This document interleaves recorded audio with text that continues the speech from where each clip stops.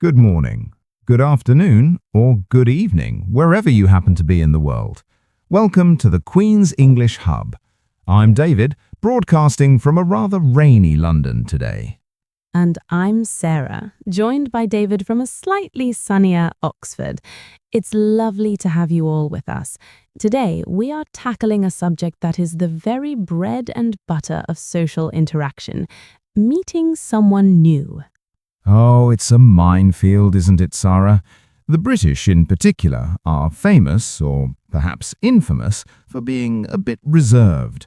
We love our personal space, our pleases, and our thank yous. But whether you're in a pub in Manchester or a boardroom in the City of London, how you start that first conversation, well, it defines everything. Quite right. The first impression is a psychological phenomenon.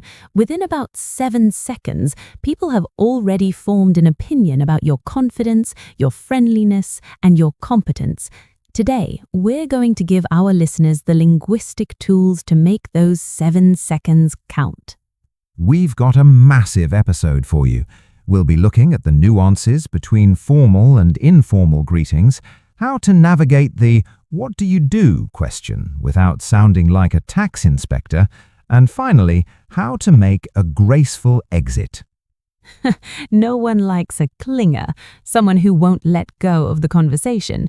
So knowing how to say goodbye is just as vital as saying hello. Let's dive into our first segment. Now, Sarah, if I'm at a high-end corporate event at the Savoy, I'm not going to walk up to a stranger and say, "Cheers, mate, what's up?" am I? Heavens no. You'd be met with some very raised eyebrows.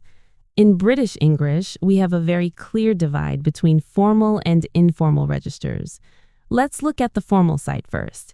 If you're at a wedding, a gala, or a business meeting, you want to use received pronunciation vibes.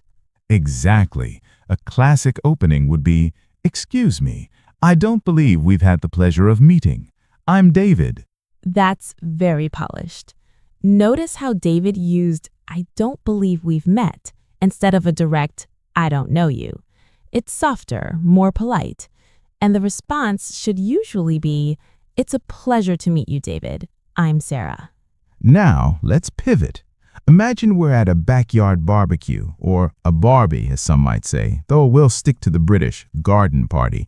It's casual. The sun is out, the Pimm's is flowing. What then? Then we drop the formality. You might say, "Hi there, are you a friend of James?" Or, "Fancy seeing you here. I'm Sarah, I work with the host." One very British icebreaker is, of course, the weather. Dryly, it's a cliché because it's true. If you're standing in a queue or waiting for a lift, saying, "Bit chilly today, isn't it?" is the universal green light for a conversation. It really is. It's a safe topic. No one gets offended by a comment on the rain. It built an immediate rapport. Once the other person agrees, and they almost always do, you've successfully broken the ice. Now, Sarah, if I'm at a high-end corporate event at the Savoy, I'm not going to walk up to a stranger and say, "Cheers, mate, what's up?" am I? Heavens no. You'd be met with some very raised eyebrows. In British English, we have a very clear divide between formal and informal registers. Let's look at the formal side first. If you're at a wedding, a gala, or a business meeting, you want to use received pronunciation vibes. Exactly. A classic opening would be, "Excuse me, I don't believe we've had the pleasure of meeting. I'm David." That's very polished. Notice how David used "I don't believe we've met" instead of a direct "I don't know you." It's softer, more polite. And the response should usually be, "It's a pleasure to meet you, David. I'm Sarah." Now, let's pivot. Imagine we're at a backyard barbecue, or a Barbie, as some might say, though we'll stick to the British garden party. It's casual. The sun is out, the Pimm's is flowing. What then? Then we drop the formality. You might say, "Hi there, are you a friend of James?" Or, "Fancy seeing you here. I'm Sarah, I work with the host." One very British icebreaker is, of course, the weather. Dryly, it's a cliché because it's true. If you're standing in a queue or waiting for a lift, saying, "Bit chilly today, isn't it?" is the universal green light for a conversation. It really is. It's a safe topic. No one gets offended by a comment on the rain. It built an immediate rapport. Once the other person agrees, and they almost always do, you've successfully broken the ice. Right. So the ice is broken. We know each other's names. Now comes the part where we try to figure out who the other person is in the world. In the UK, we often ask about professions, but there is a right way and a wrong way. Indeed. Asking, "What is your job?" sounds a bit like a police interrogation. It's much more natural to say, "So, what keeps you busy during the week?" Or the classic, "What do you do for a living?" And let's talk about the answers. If someone asks me that, and I just say I'm a podcaster, the conversation might stall. Precisely. You need to provide a conversation hook. Listeners, a hook is a piece of information that is easy to ask a follow-up question about. David, try giving me a hook answer. Right. So if you ask me what I do, I'd say, well, I'm a broadcaster by trade, but lately I've been spending a lot of time developing educational content for language learners. It's quite a challenge, but very rewarding. Impressed. See? Now I have 3 things I can ask about: broadcasting, language learners, or the challenges you face. It makes the dialogue a two-way street. On the flip side, if the person you're talking to has a job you don't understand, say a quantitative analyst, don't just nod and pretend. It's perfectly British to say, "Gosh, that sounds complex. What does a typical day look like for you?" People love explaining their expertise. Moving on from work, because let's face it, we aren't just our jobs, we get into the lifestyle section. This is where friendships are actually formed. I find that "what are your hobbies?" feels a bit like a primary school essay question. I prefer, "what do you get up to when you're not working?" Or, "have you got any big plans for the weekend?" Those are much more fluid. And in the UK, we are a nation of hobbyists. Whether it's gardening, football, hiking in the Peak District, or just binge-watching a new series on the BBC. Let's talk about active listening. When someone tells you they enjoy wild swimming in cold lakes, which is very trendy right now, don't just say, "Oh, okay." No, you should use rejoinders. These are short responses that show you're engaged. Phrases like, "Really? That's fascinating." Or, "I've heard a lot about that lately. Is it as cold as it looks?" Or with a laugh, "Goodness, you're braver than I am."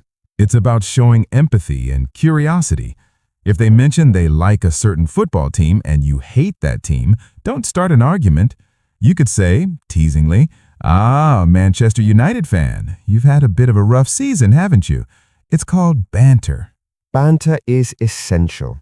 It's that playful, light-hearted teasing that shows you're comfortable with the person. But be careful, only use banter once you've established a friendly vibe. Don't start with it. We are coming to the end of our hypothetical party, Sarah. I've been talking to a lovely person for 15 minutes, but I really need to go and find some food, or perhaps I want to speak to someone else. How do I leave without being a social assassin? Haha, a social assassin. I love that. The key is the pre-exit signal. You don't just stop talking and walk away. You prepare them. Give us an example. You might wait for a slight pause and say, "Well, it's been absolutely wonderful chatting with you. I don't want to monopolize your entire evening, though." That's brilliant. You're making it sound like you're doing them a favor by leaving. Exactly. Or you could use a functional excuse. For example, "I've just spotted an old colleague I need to catch up with before they leave, but I've really enjoyed our talk." And if you actually want to see them again, this is where the follow-up comes in. Right. You can say, encouragingly, "I'd love to hear more about that project you mentioned. Do you have LinkedIn, or perhaps we could exchange numbers?" In a professional context, LinkedIn is the gold standard in the UK. In a social context, Socials or a phone number for WhatsApp is more common. And the final parting words, it was lovely to meet you, or I hope you enjoy the rest of the event. Then you turn and walk away with confidence. Perfect. No awkwardness, no lingering, just a clean, polite, British exit. We are coming to the end of our hypothetical party, Sarah.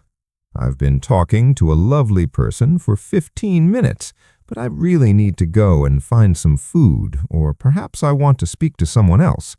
How do I leave without being a social assassin?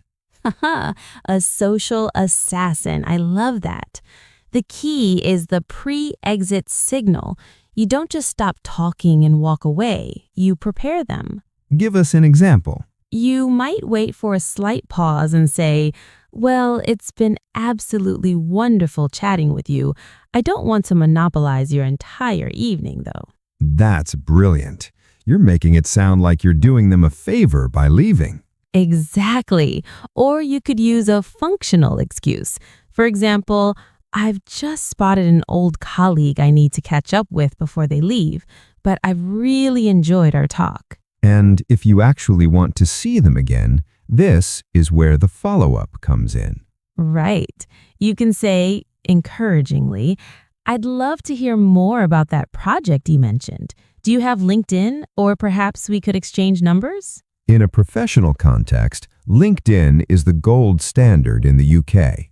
In a social context, socials or a phone number for WhatsApp is more common.